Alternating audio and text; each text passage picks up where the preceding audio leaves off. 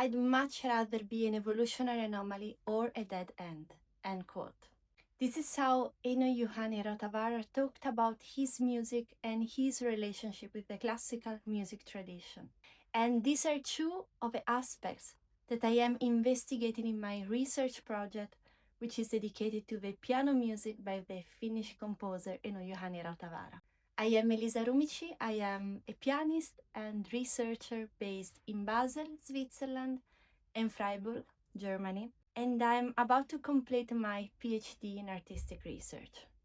As a pianist myself, from my first encounter with Rautavaara's music through his pieces Fuoco and Mirroring, I immediately felt the desire to explore what his piano pieces were like, not only from a theoretical perspective, but especially from a pianistic one. By connecting practice-based approaches with the study of literature and the analysis of his music, I wanted not only to better understand my role as a performer of this repertoire, but also to investigate what the performance experience could reveal about Rautavaara's own relationship with the instrument and with piano virtuosity as a pianist himself. At the same time, I wished to gain a deeper understanding of his position towards the piano tradition and the waves of modernism that were developing in Finland at that moment in history.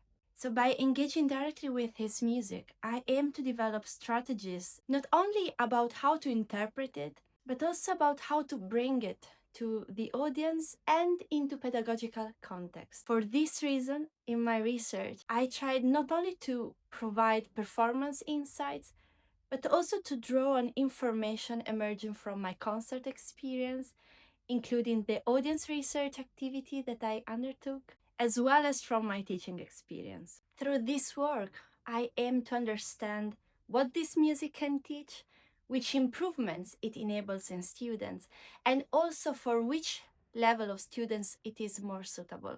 Moreover, because of the strong connection that this repertoire maintains with the tradition, I saw this music as a potential bridge to bring audiences and students closer to unfamiliar musical territories. Using this repertoire to understand why we love the music we love has enabled reflections also on why certain works enter the canon while others remain outside it, and on the promotional strategies that support the dissemination of a particular music. By operating in a real-world setting, I acknowledge the risks and the limitation of this research, but I also recognize the opportunities it offers for a deeper and hopefully useful exploration of this repertoire, believing in the impossibility of separating my identity as a pianist, pedagogue, and researcher from my own research work. I decided to adopt a practice-based approach that draws on Henk Bordow's ideas, positioning artistic practice, so performing and teaching, not only as the starting point of the inquiry, but also as an integral means and outcome of a research process. And in this way, the research integrates my experience of practicing, performing, and teaching and analyzing this music with the study of available literature on it. Although most scholarship dedicated to Rautavaara's music has focused mainly on its theoretical aspects, studies such as Playing in the Creative States by Aurago and Musical Works in the Making by Mariana Virtanen have paid attention to the practical aspects of it. However, a more comprehensive practice-based investigation encompassing all Rautavaara's piano solo music had yet to be undertaken. And for this reason, I have decided to perform all Rautavaara's piano music. To enable a retrospective analysis of the work experience, I have recorded selected performances and kept both a practice and a teaching journal. I have also recorded all my lessons. And furthermore, I've had lessons with several different professors. I conducted interviews with experts of this music, for example, Ralph Kotonik, Eric Tavacherna, Alberto Nosé. And I've also interviewed my students to better understand what their experience learning this music was like. And all this material was subsequently shared and discussed with my supervisors, Professors Alfonso Gomez and Professor Natasha Loges, as well as with Professor Anne-Catherine Klein. And through reviewing, questioning, they gave me valuable critical insights that also enabled me to take a little bit of distance from my own material. Believing in the importance of disseminating my research findings in an accessible way, I worked not only towards the realization of my PhD thesis and several articles, but also towards the production of a professional CD recording and a series of video tutorials dedicated to Rautavaara's etudes and Rautavaara's music for upright piano. Engaging with this music from so many different angles made me realize how strongly it connected with Rautavaara's own experience at the piano. According to Owen Barton, Rautavaara composed at the piano, meaning that his creative process was closely intertwined with his physical experience of the instrument. And this becomes evident in the way some of his most characteristic compositional features, such as his lifelong engagement with symmetry, emerge very strongly already at the haptic level, often even before they become apparent analytically.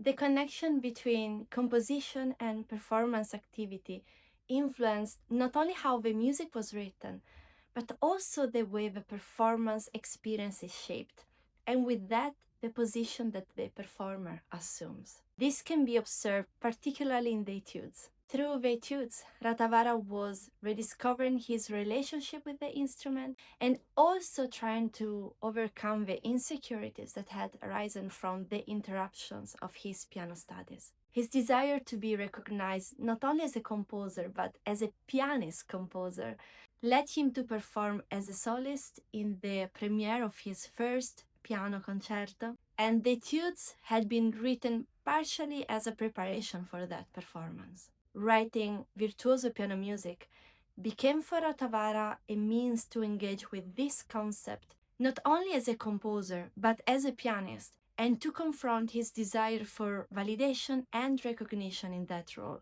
In order to align himself with the romantic model of a virtuoso pianist composer, he engaged in his piano works, and particularly in the etudes, with established expectations of virtuosity, adopting a relatively conservative model rooted in 19th century piano tradition. His desire for recognition as a pianist is shown in the highly extroverted and demonstrative type of virtuosity that characterizes the set of etudes.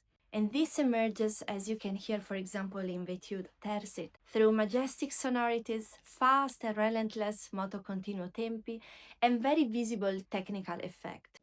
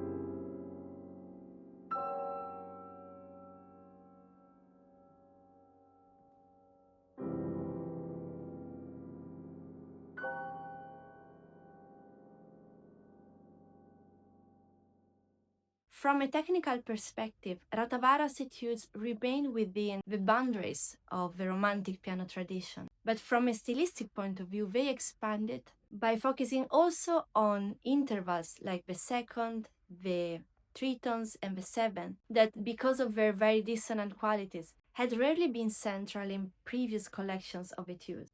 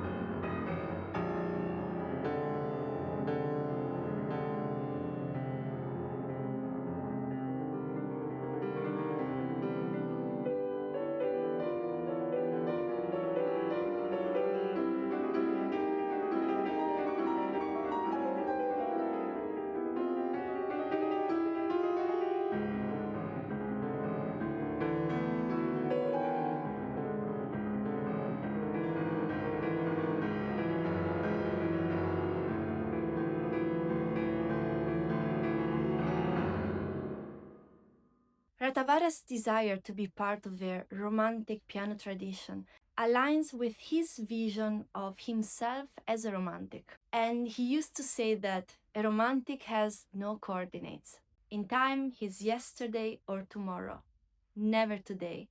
In space, he's over there or over yonder, never here. End quote. And the connection with the Romantic piano tradition is closely related to the sense of timelessness that Rautavaara pursued in his music, in the belief that, in his own word, music is great if, at some moment, the listener catches a glimpse of eternity through a window of time. This, to my mind, is the only true justification for art. All else is of secondary importance. End quote. The detachment from the avant-garde movements of his time led Rautavaara to adopt an approach that drew on and experimented with a variety of modernist trends without really adhering to any of them dogmatically, reflecting his conviction that if you follow your time, you come after it. You are not leading. End quote. The connection that Rautavaara maintained with the tradition contributed, according to Joel Valkila, to its accessibility. This connection with the tradition results in a feeling of familiarity, as I've noticed when I conducted this audience research activity where I played both etudes by Rautavaara and Debussy. And in this context, Rautavaara's music often appear to align more closely with audiences' expectations than Debussy's one. This sense of familiarity also supported the learning process of the students as they reported, recognizing elements of connection with the music they had already played helped them overcome the initial feeling of insecurity they often reported experiencing when engaging with something they didn't know already. Beyond experiencing a sense of familiarity with this music, the students reported a general feeling of confidence and empowerment when performing it on stage, a sensation that I also shared. And this feeling probably resulted from the rewarding nature of Rautavaara's writing, whose technical and interpretative challenges, once mastered, often produce a particularly strong musical impact. However, the feeling of empowerment was related also to reconsideration of the role of performer that both my students and I experienced through engaging with this repertoire. Even if the performers of this music in principle remain executor, the visibility that this music gives to them emphasizes their role, placing them at the center of a musical experience. Moreover, Rautavaara's openness and relative lack of possessiveness towards musical material seem to weaken the paradigm of composer as a godlike creator. Instead, it points to a process that is closer to Socratic maiotics, in which the composer facilitates the emergence of pre-existing material rather than producing entirely new substance. And if the musical material in Rautavaara's music has its own ontological dimension, then the performer is not placed in rigid subordination either to the score, which is just a trace of a material, or to the composer, which is a mediator. And this gradually led me away from a view in which the composer's authority functions as the primary and most reliable guide to performance to a position that highlights the contribution of performers. And this also shifted my research focus away from the search of a single authoritative meaning based only on the composer's intention and towards exploring how, as a performer, I could communicate what I perceived that the music material was expressing. In my performance and teaching experience, I also noticed how my growing sense of agency led me towards a more interconnected and holistic engagement with the music material. And this was facilitated by the network of extra musical references, often evoked by Rautavaara's descriptive titles, which can encourage the emergence of narrative images and thereby support the development of coherent interpretations. And this holistic approach was also encouraged by the intertextual references that Rautavaara's work established among themselves, conveying a sense of continuity across his output. As recognized by Agnes Ivoya Gunaratman, each work appears as part of a larger macro text, despite the stylistic differences that exist between individual compositions. This growing sense of connection between musical elements was also reflected in the evolution of my approach to performance and teaching. If at the beginning I noticed a shared tendency, both in my own practice and in that of my students, to approach new material by focusing on isolated details, over time, this shifted towards a greater awareness of the broader musical direction towards which each detail points. And this tendency was also reflected in my autoethnographic journal, because in the early stages of my research, my observations were often organized into separate categories such as technique, phrasing, and treating these elements as independent often resulted in a fragmented reading of a score. Becoming aware of this interdependence led me to relate not only to the different components of a score closely to one another, but also to connect them more directly with my own embodied and emotional experience of the music. So if this present research shows the benefit of engaging with this repertoire from multiple perspectives, there is still a lot that remains to be done, from expanding the study to include other works, to conducting further audience research activities. The ideas raised here are not intended as conclusions, but rather as starting points for further research. By leaving this pathway open, this research hopes to contribute to an ongoing dialogue about performance, research, pedagogy, in a process that, like interpretation itself, remains open and never becomes a dead end.